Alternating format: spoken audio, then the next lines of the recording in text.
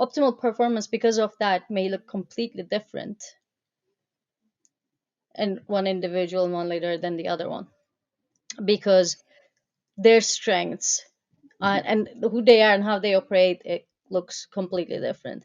So optimal performance is not about being productive all the time or like being great at execution, because there are people whose strengths is in execution, and for them it may look like a very clean set of bam bam bam bam bam, you know, simplifying and executing and done. But for someone with a different kind of brain and personality, it may look completely different, and what you wouldn't maybe consider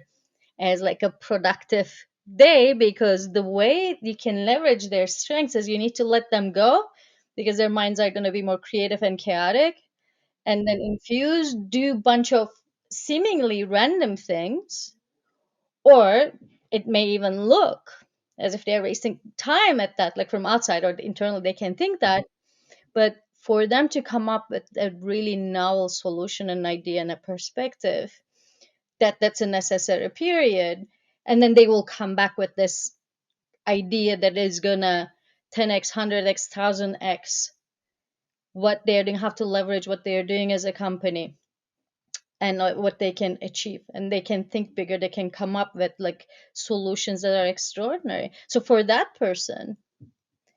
optimal performance looks like these, like go, expand, discover, release, like not knowing where they are going. And it's not about being busy and putting execution and coming up with this something brilliant. So it depends.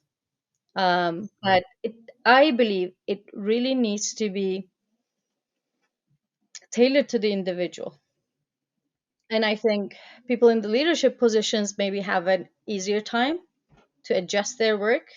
towards their strengths and how they function the best, they bring the best out of themselves. But even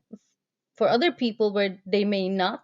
be completely designing the way they work, there's still that can be done around um, figuring out what is their optimal performance.